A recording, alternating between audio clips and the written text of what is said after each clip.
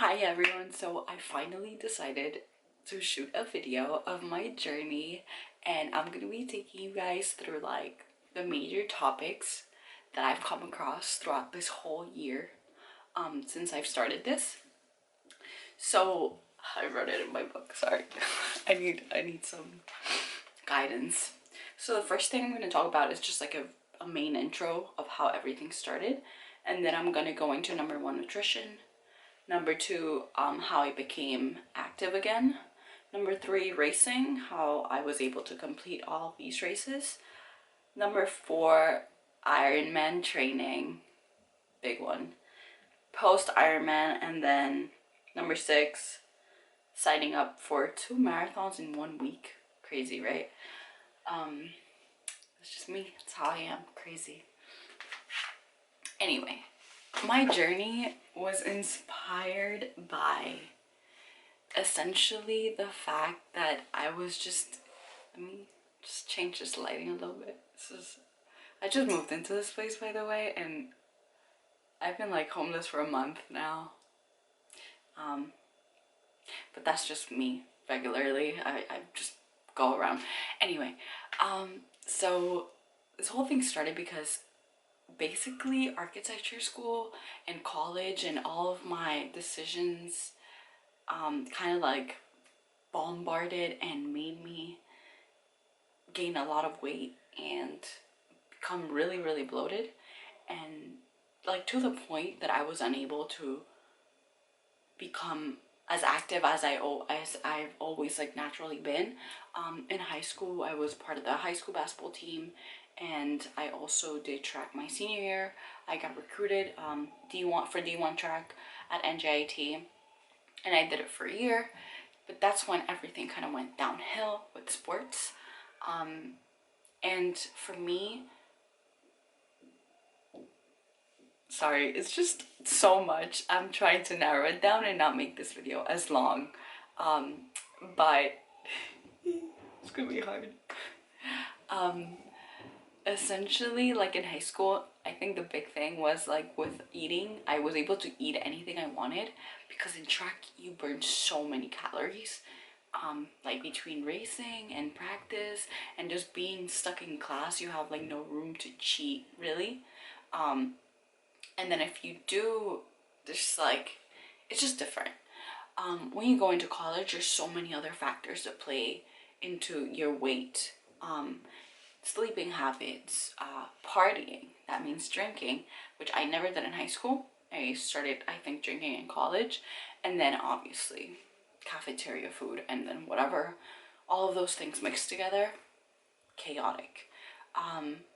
So it was not until my third year of architecture school when I decided that was enough. Like there was enough of everything, and I needed to go back to being healthy, teach myself how to be healthy, and just enable me to, you know, just to be active again, because I was always like playing basketball or doing track or this and that.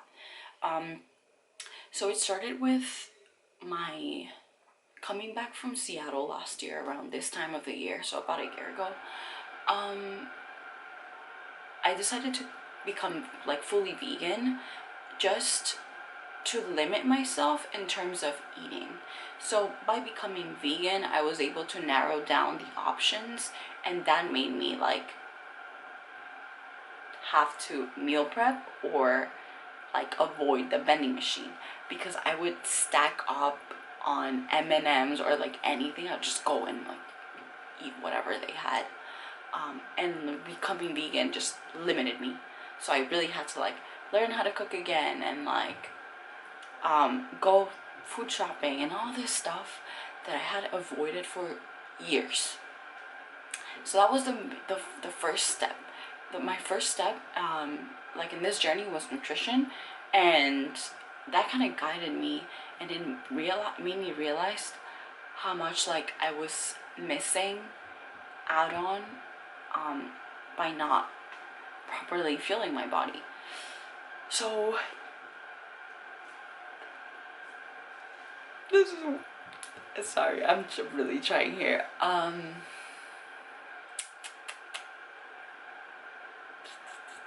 Yeah, nutrition. So then, fudge. I'm gonna have to cut this. I didn't want to do that. Just want to run it through. But first thing was nutrition, and then that was about March, April, and May. So March, April, and May, I was eating completely vegan. I was fully vegan. And then in May, that's when school, the semester finished, and I had to work. So I was also taking summer classes, and I was also working. I was working in one city and going to school in another city while I was still living at home. And one of the major issues that I encountered was traffic, commuting, and getting stuck rush hour in the morning and coming back was painful.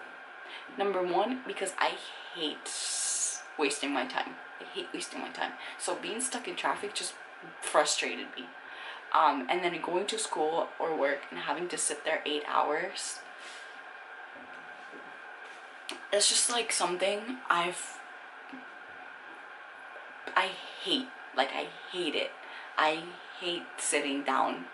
I hate it. I'm like a kid. I can't stand still. So that all like kind of like hit me, and I was like, that's it. Like, I'm biking to work and school. So I started cycling in the morning and back home, and it was amazing. I just felt like I felt like I changed the world when I did so. And that also affected the way I was eating, so that I was already eating clean, but now my meals were dictated by kind of like my commuting aspects and the times I was doing sports. So I think I was like killing 2 birds with 1 shot by commuting, because number 1, I was exercising, number 2, I wasn't stuck in traffic, actually 3, and number 3, I was not wasting money on gas.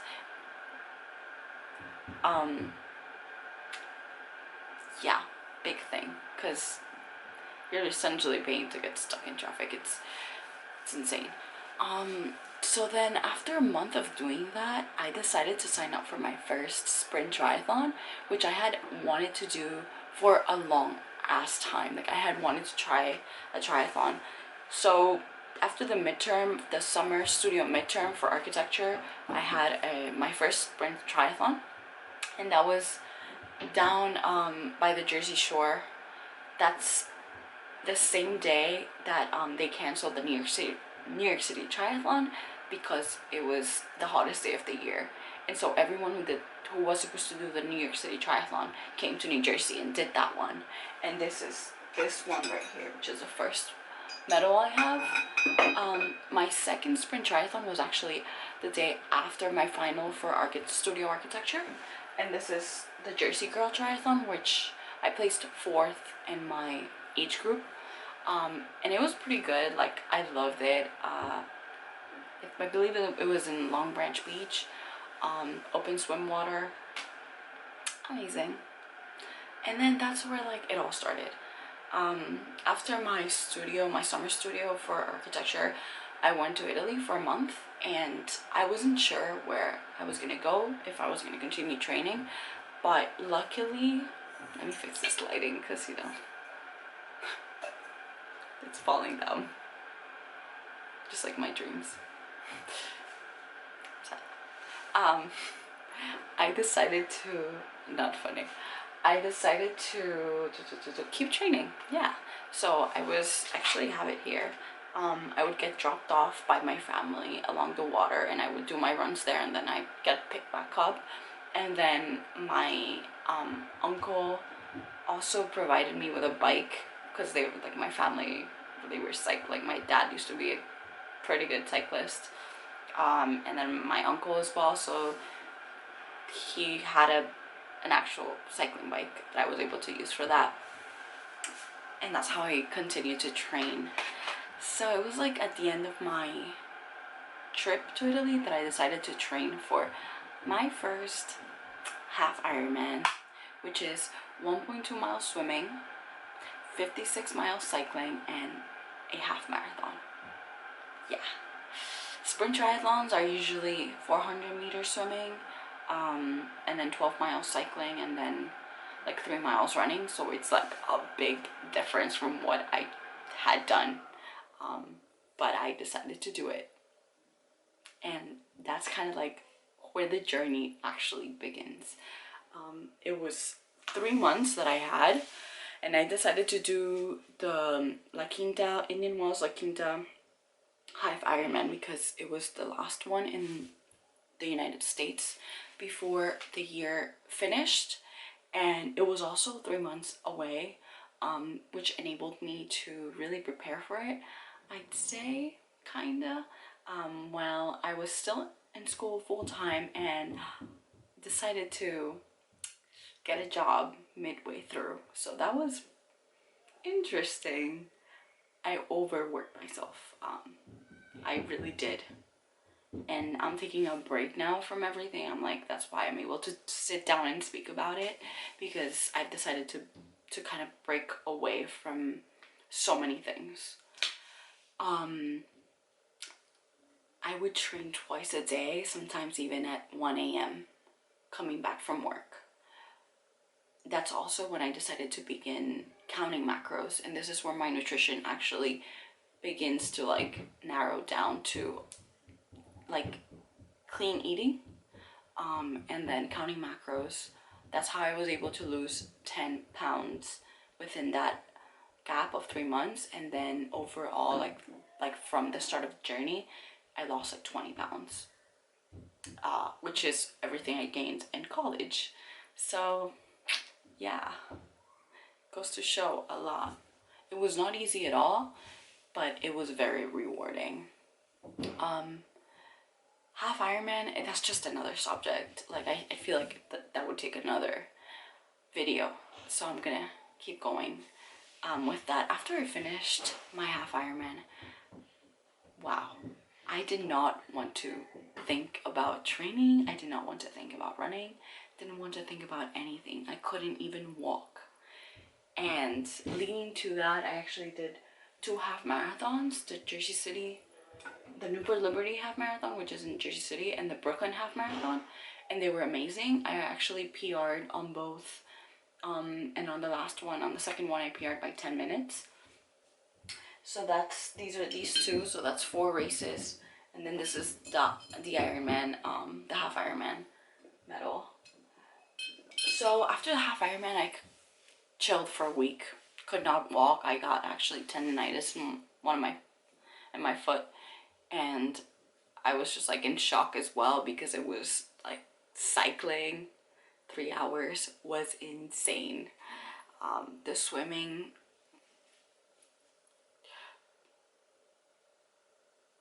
insane, and the running, I can't even remember the running. It was bad. And let's not even talk about the day before setting up the race. That's another, like, that's a whole other topic.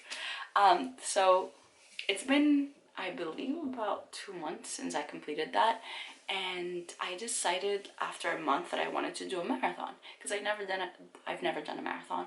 And I was looking at, I had 2 options in between, the one in California and the one in Miami, and I decided to go for the one in California because the flight tickets were cheaper, and the entry for that one was also cheaper.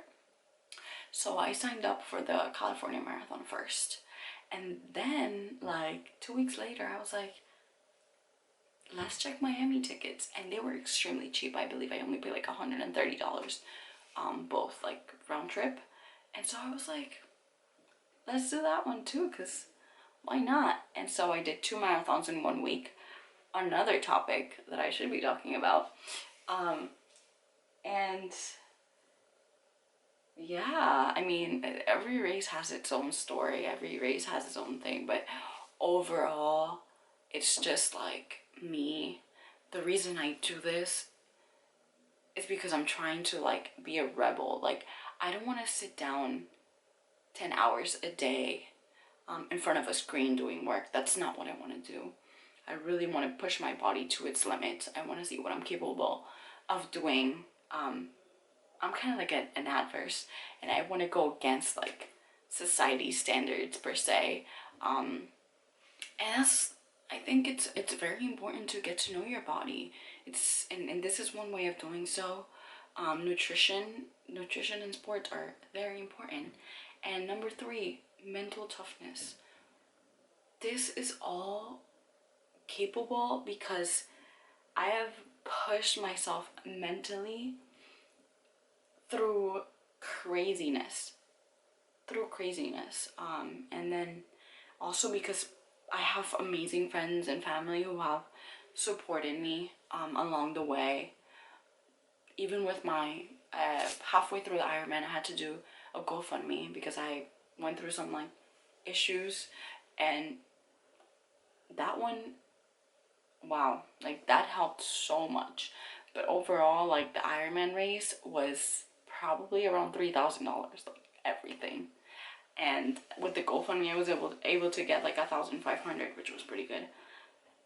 And so that goes to show that every race, like these medals are actually worth like sentimental value, pain, and money. And honestly, I want to keep doing this because I feel like this is something that helps in so many ways, and it's just an amazing journey. I think I'm over 60 minutes and I'm probably gonna have to cut it, but that's like part of my journey. And then I will keep doing more videos, but I just wanted to give an intro since I haven't really done so. And I have another half marathon coming up in a week, which is the one I was doing the fundraising for Team for Kids. So I will keep you posted on that, and I will also shoot a video of me going to the expo. The expo is kind of like the event that they host where you get your bib number. There's a lot of like sponsors, and that's where you also get your shirt for the race, and that's gonna be held in New York City, so I'm gonna be vlogging that as well. And I hope to do another YouTube video, but this is it for now. I hope you guys enjoyed it, and I guess subscribe because there's more to come. So thanks guys, bye.